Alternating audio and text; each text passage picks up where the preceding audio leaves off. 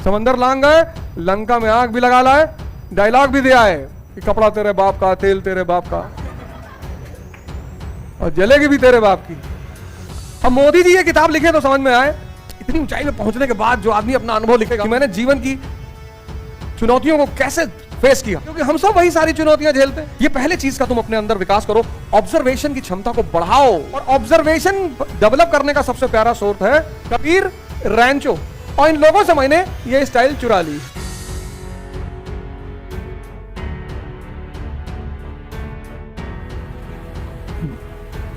जय हिंद फ्रेंड्स।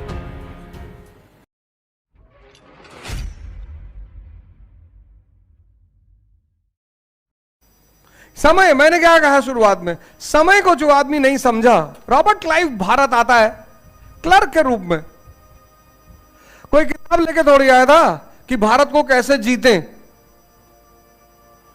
अब तो बाहर हर चीज की किताब मिलती है, जीत आपकी, बच्चा कैसे पैदा करे, बच्चे गोरे कैसे हो, हर चीज की किताब मिलती है बाहर। यूट्यूब पे वीडियो तो है ही है, किताबें भी हैं। जीत आपकी।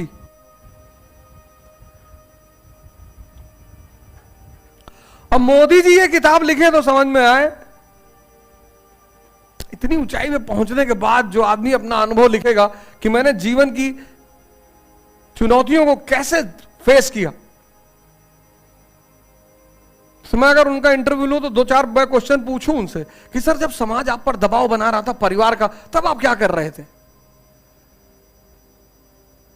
उस चुनौती को कैसे, क्योंकि हम सब वही सारी चुनौतियां झेलते हैं।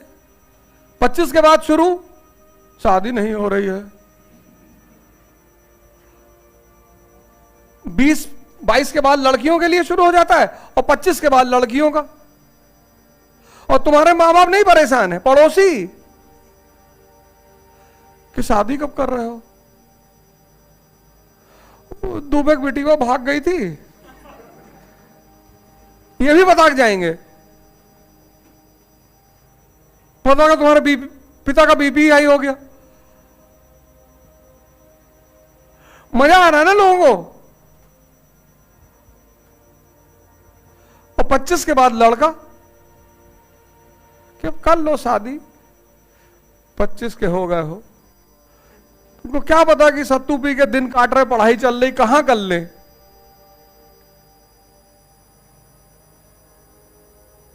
तो मैं उनसे सवाल पूछूं कि सर जब आपके ऊपर ये सोशल प्रेशर बन रहा था, उस वक्त आप क्या कर रहे थे, क्योंकि बना तो उस आदमी के ऊपर भी होगा, और उन पे ज्यादा बना होगा क्योंकि वो शादीशुदा थे। अब फिर वही बात मैंने कहा कि जब भी कोई आदमी कोई काम करता है, रॉबर्ट क्लाइव इंडिया पहुंचा, क्लर्क है कंपनी में, अपने समय को देखना, उसकी आवश्यकताओं को देखना।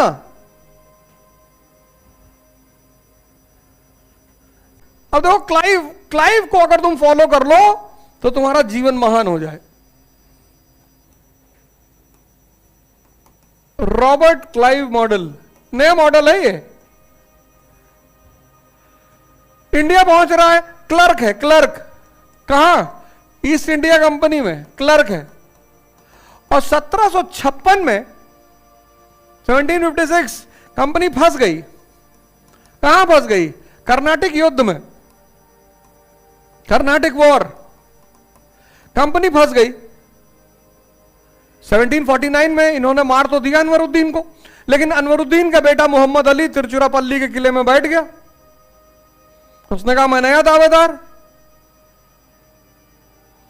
फ्रांसीसी और ड्यूप्ले की उपलब्धि अपने पर चरम पे। ईस्ट इंडिया कंपनी परेशान कि क्या करें क्या करें क्या करें। तब क्लाइव बना संकट मोचक। उसने कंपनी से कहा कि सरकार एक खेल हम भी खेल ले, एक बार हमको उतार दो वन डाउन, देखो कैसे मार के आ रहे हैं। बोले जाओ खेलोगे, हाँ बोले साहब खेलेंगे। बोले जाओ।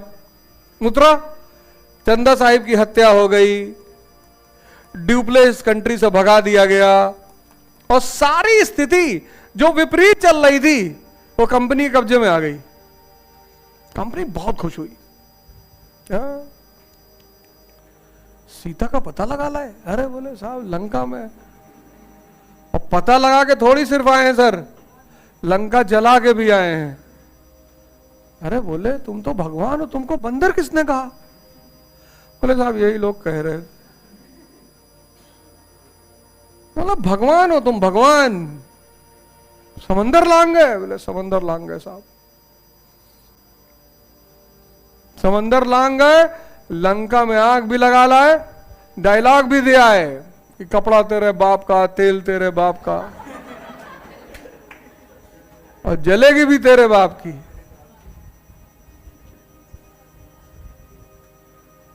रिवॉर्ड मिला, रिवॉर्ड, तुरंत तोहफा मिला।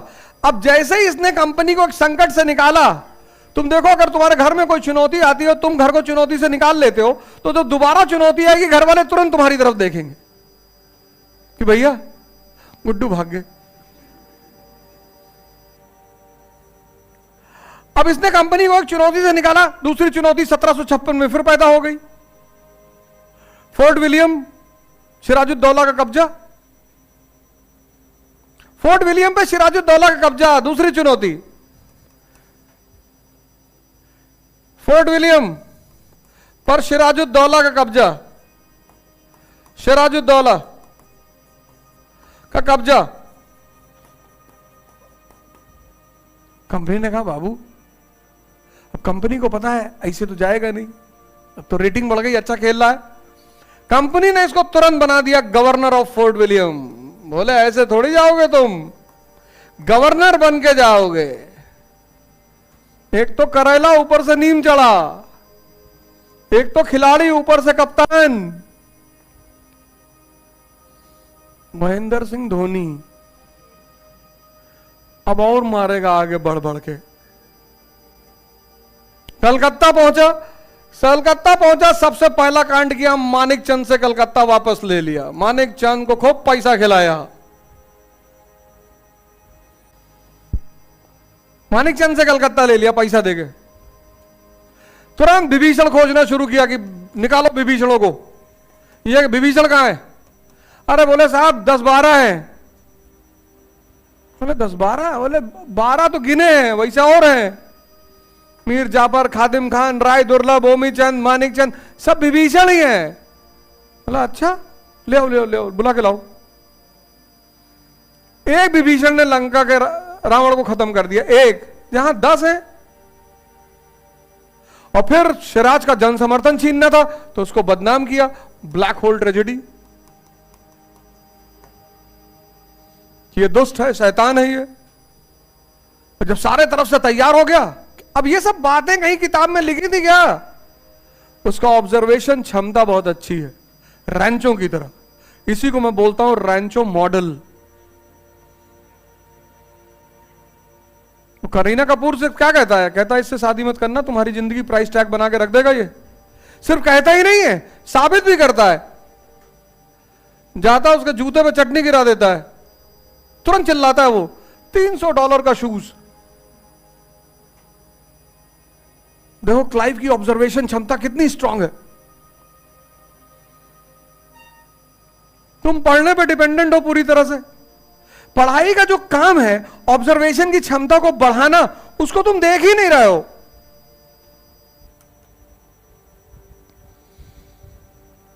तुमको तैयारी का मतलब ही नहीं समझ में आ रहा है। पढ़े जा रहे हो, पढ़े जा रहे हो, पढ़े जा रहे हो। पढ़ाई क्या करेगी? तुम्हारे ऑब्जर्वेशन की क्षमता को बढ़ाएगी। यह पढ़ाई का मूल उद्देश्य है। उस क्षमता को बढ़ने से रैंचो के पास है परेशानी नहीं है, क्योंकि जो पढ़ लेता है वो यहां चित्र बन जाता है, हजम हो जाता है, इसलिए वो परेशानी नहीं और टॉप कर रहा है। राजू के साथ ऐसा नहीं हो रहा, राजू फरहान के साथ ऐसा नहीं हो रहा है। चतुर्लिंगम रट ले रहा है दूसरों को डिस्टर्ब करके, दूसरे कमरे में किताब डाल देता है उल्टी सीधी एग्जाम के टाइम पे। जो पुराना रटे थे वो भी खत्म हो गया उनका।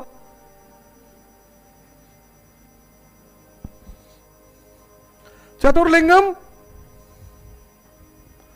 कॉम्पिटिटर नहीं है, दुष्ट है। उसको लगता है कि जैसे मैं रट ले रहा हूं ऐसे और लोगों ने भी रटा होगा, इनको भुलवा दो, किताब डाल दिया। अब सुबह एग्जाम है, रात में किताब देख रहे हैं, थ्योरम निकल गया दिमाग से। ऑब्जर्वेशन, तुम अगर पढ़ रहे हो और ऑब्जर्वेशन की क्षमता नहीं बढ़ रही है तुम्हारी, ये देखो ये सब इसका ऑब्जर्वेशन ही है तो है। क्लाइव का कौन सी किताब पढ़ा हुआ है वो, उसकी ऑब्जर्वेशन की क्षमता बड़ी प्यारी है। ये पहले चीज का तुम अपने अंदर विकास करो, ऑब्जर्वेशन की क्षमता को बढ़ाओ। यही ऑब्जर्वेशन, और ये बढ़ेगी शिक्षा से, ये बढ़ेगी पढ़ने से। इसीलिए तो भारतीय किताब को मत्थे पे लगाते हैं। जब पैर छूता है किताब में तो नॉन लिविंग ही तो है, लेकिन ये दिमाग को जिंदा करती है। एक एग्जाम्पल मैंने तुमको दिया, रॉबर्ट क्लाइव। सिर्फ इस ऑब्जर्वेशन की क्षमता से कितनी उपलब्धि, एक ऑब्जर्वेशन की क्षमता बुद्ध के पास है। सिद्धार्थ इतनी ज्यादा है, भगवान बन गए। एक ऑब्जर्वेशन की क्षमता कबीर के पास है।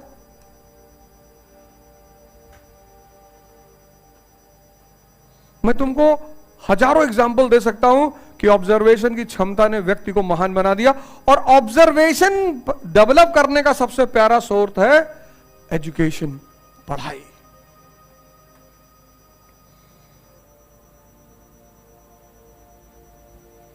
मेरा जो उद्देश्य इस फील्ड में है वो यही है।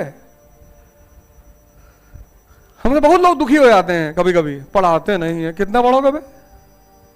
16 साल पढ़ के आए हो और कीव किस नदी के किनारे बसा है तुमको पता नहीं, 1 साल से युद्ध चल रहा है। कौन बताएगा तुमको? हर चीज कोचिंग वाले ही बताएंगे।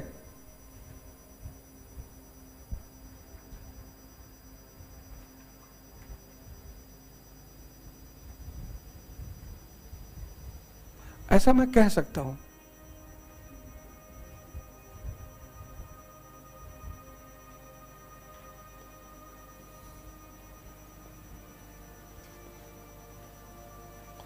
ऑब्जर्वेशन,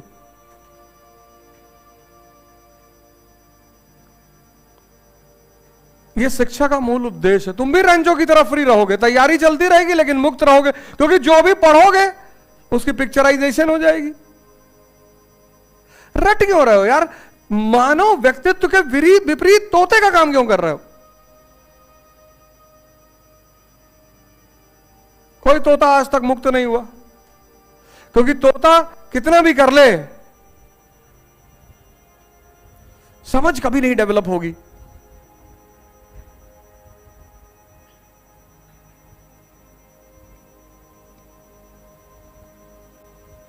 दूसरी चीज, कबीर की जो आदत है दर्शन को पढ़ाने की,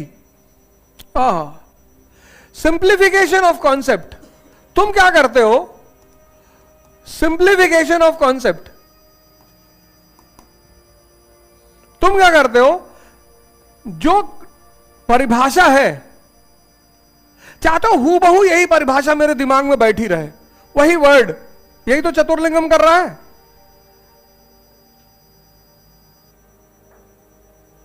तुमसे किसी ने पूछा न्यूटन का तीसरा नियम क्या है, तुम तुरंत भागने लगे। The body at rest will be at rest, the body in motion will be in motion until and unless any external force is applied on it. अगल बगल वाले गायब हो गए। क्या बोल रहा था ये? और तुमने डेमो दे दिया कि साहब ये हाँ खड़ी है, बोले हाँ खड़ी है। बोले ताकत अगर बाहर से लगा दे तो हिलेगी, बोले हिल रही है। बोले यही है न्यूटन का नियम पहला, कि जो चीज स्थिर है वो स्थिर रहेगी, जो चीज गति में है वो गतिमान रहेगी, जब तक उसमें कोई बाह्य बल नहीं लगाया जाएगा। और थोड़ा क्रिएटिव हो गए। अब कबीर का जो स्टाइल है वो रैंचो का स्टाइल है। कबीर रैंचो, और इन लोगों से मैंने ये स्टाइल चुरा ली है।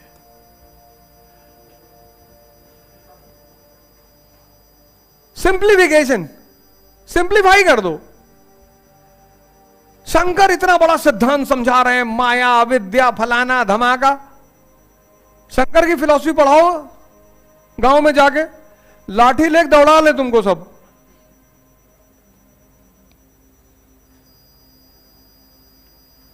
ब्रह्म, अविद्या, माया।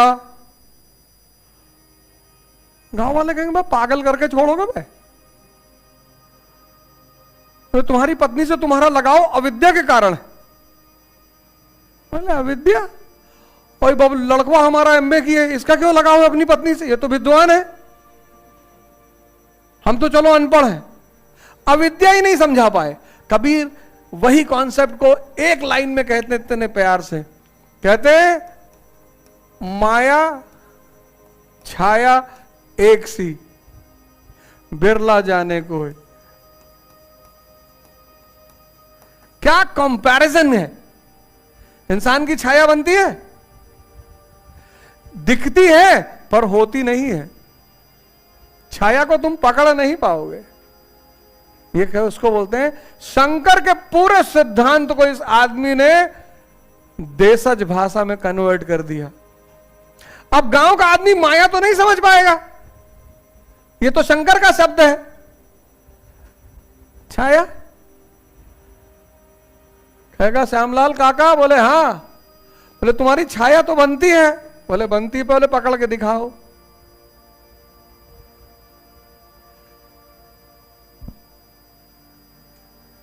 माया छाया एक सी, बिरला जाने को है। इसको बोलते हैं सिंप्लीफिकेशन ऑफ कॉन्सेप्ट। थोड़ा क्रिएटिव हो जाओ, इसको इस्तेमाल करो।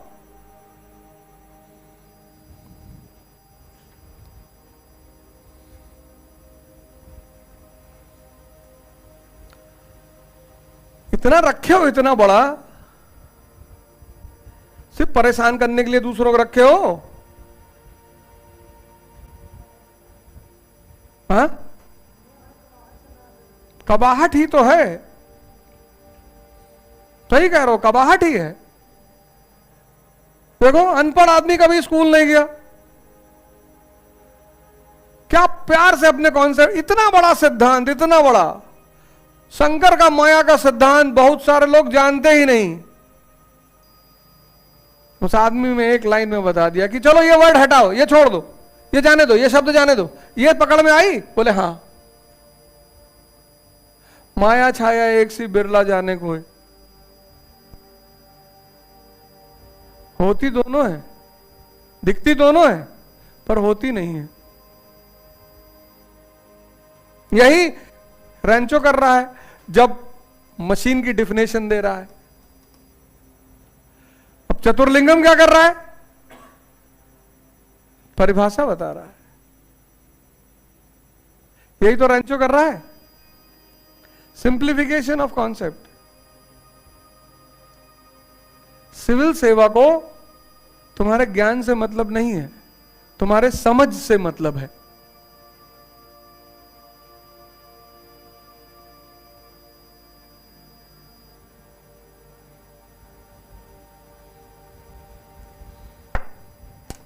इसको करो। क्लाइव को ऐसे पढ़ो जैसे मैंने अभी तुम्हें बताया। क्लाइव क्या है? एक शब्द में तुम रॉबर्ट क्लाइव को याद कर सकते हो। क्लाइव क्या है? संकट मोचक। किसका? ईस्ट इंडिया कंपनी का। पहली बार किस संकट से निकाला? कर्नाटिक संकट से। दूसरी बात किस संकट से निकाला? फोर्ट विलियम संकट से।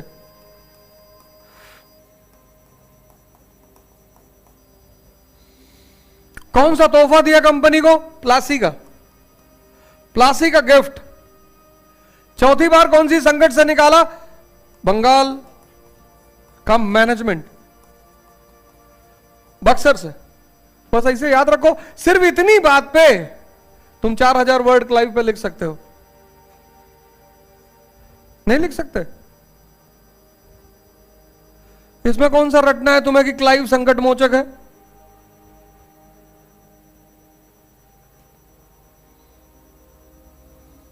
इसमें कहां रटना है? रटना है?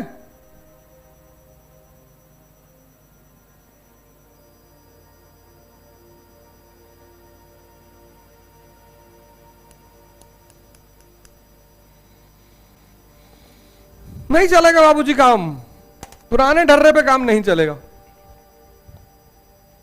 अभी तो ये द्विज प्रोग्राम कुछ लोगों को पता चला,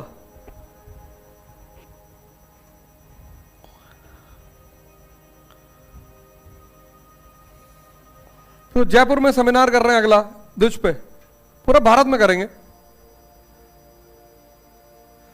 सेंटर इलाहाबाद बहुत शानदार जगह है ना, रहना सस्ता, खाना सस्ता, पढ़ाई का माहौल है, यूनिवर्सिटी है, लाइब्रेरीज हैं, किताबें हैं, और आज भी इलाहाबाद की गरिमा है, लोग आना चाहते हैं। जब दिल्ली और इलाहाबाद के बीच टसर होती है तो मिडिल क्लास कहता कि नहीं, इलाहाबाद बेस्ट है।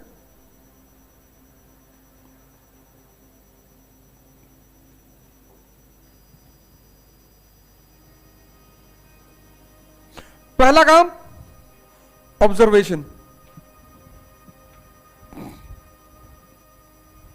तुम तो अगर क्लाइव की जगह होते लंदन जाके शिकायत करते कि इसकी कोचिंग ही नहीं दी थी, ये पढ़ाया ही नहीं गया था, हमारे सिलेबस में था ही नहीं कि भारत पर कब्जा कैसे करें।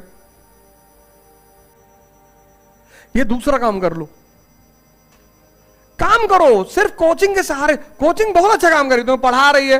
कोचिंग का सबसे बड़ा काम है ये है कि 3 घंटा पर डे, पूरा सिलेबस 90 घंटा पर महीना, और 10 महीने में 900 घंटा। तुम्हारा वो जो सिलेबस है उसको टुकड़े टुकड़े में तुमको पूरा करा दे रही है और डिसिप्लिन बनवा दे रही है, तो हेल्प तो कर ही रही है ना।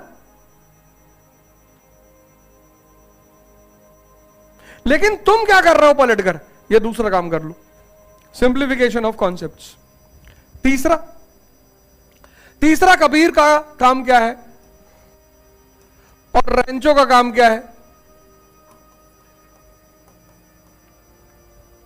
Application of concept. एप्लीकेशन, जो सीख रहे हो उसको लगाओगे भी तो जीवन में।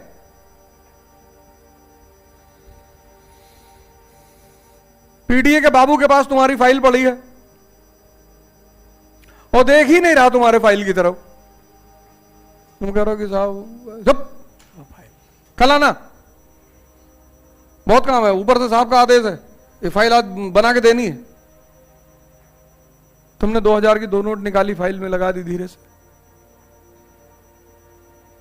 तुमको न्यूटन का नियम आ गया, याद आ गया, body at rest will be at rest, body in motion will be in motion until and unless external force is applied।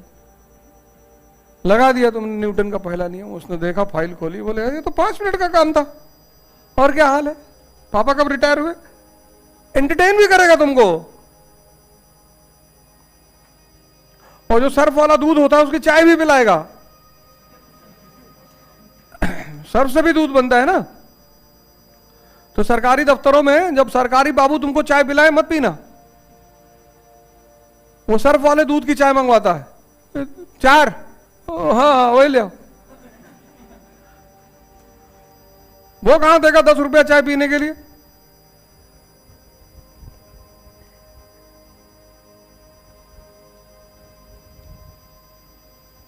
₹1 में जहर नहीं मिलता, अब चाय कहां से मिलेगी?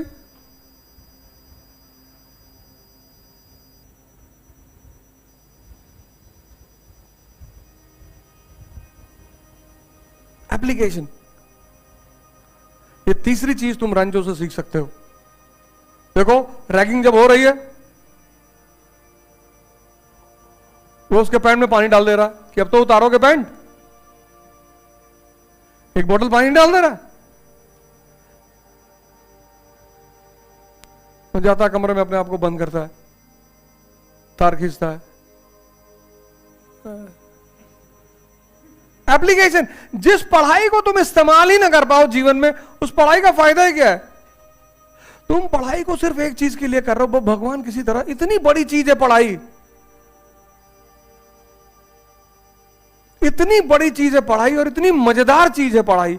तुम पता नहीं कैसे बोर होते हो, दुखी होते हो, नाराज होते हो। इतनी प्यारी चीज पढ़ाई है।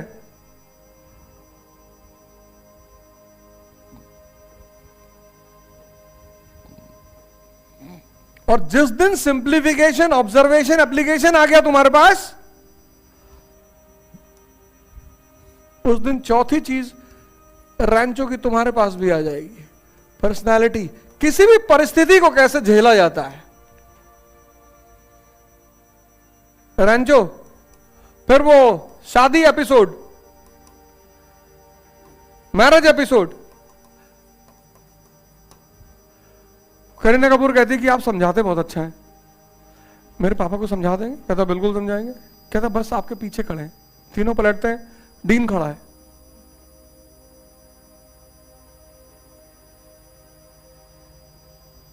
दो की हालत तुरंत खराब, फरहान और राजू की।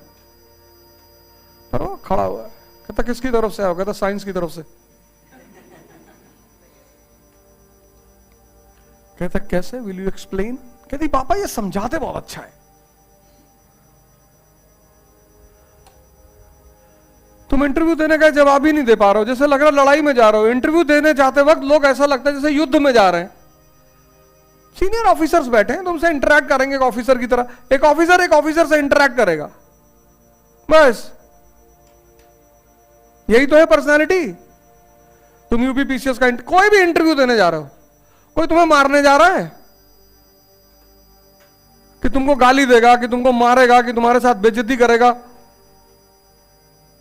वो तो तुमसे एक वाद विवाद का, मतलब विवाद नहीं, बात करेगा, इंटरेक्शन करेगा। यार पढ़े लिखे आदमी हो, कंपटीशन मेंस क्वालिफाई किए हो, इंटरव्यू देने आए हो, मतलब बहुत समझदार हो, और क्या करेगा?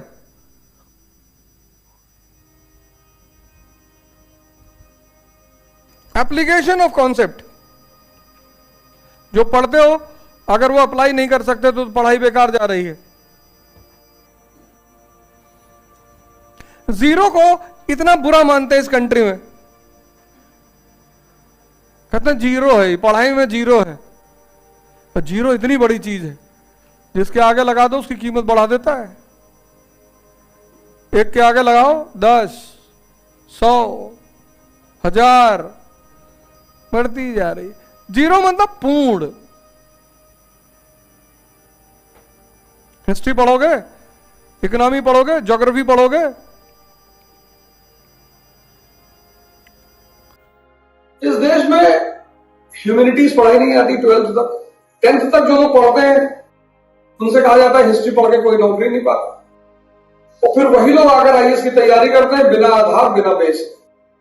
साइंस के बच्चे को ह्यूमैनिटीज का अप्रोच ही नहीं पता। तो कुल मिलाकर जब आप ग्रेजुएशन के बाद तैयारी करने जाते हैं तो 2 लाख रुपए फीस का शुद्ध नुकसान होता है बिना बेस। श्री यथार्थ 18 मई से एनसीईआरटी कोर्स शुरू करने जा रही है, 4:30 बजे से लेकर 6:30 बजे शाम। 12 से 15 महीने में आपका पूरा बेसिक्स क्लियर कर दिया है। जितने भी लोग 12th कर चुके हैं उनके लिए तो बहुत अच्छा अवसर है। 12th के बाद जो ग्रेजुएशन 12th कर चुके हैं, ग्रेजुएशन फर्स्ट ईयर में है, सेकेंड ईयर में, थर्ड ईयर में, उनके लिए बहुत अच्छा अवसर है, बहुत बेहतरीन अवसर है उनके लिए। यहां आकर 4:30 से 6:30 में एनसीईआरटी के इस कोर्स को ज्वाइन करें। और सबसे अच्छी बात क्या है, आपका 12 से 15 महीने के बीच में पूरी एनसीईआरटी कराई जाएगी, जिससे कि जब आप जीएस की कोचिंग ज्वाइन करें तो आपको यह ना पूछना रहे कि इकोनॉमी क्यों पढ़नी चाहिए, हिस्ट्री क्यों पढ़नी चाहिए, ज्योग्राफी क्यों पढ़नी चाहिए। और इस कार्यक्रम को मैं खुद लीड कर रहा हूं, मेरे नेतृत्व में यह कार्यक्रम चलेगा। यहां पर श्री यथार्थ 4:30 बजे से 6:30 बजे। Thank you.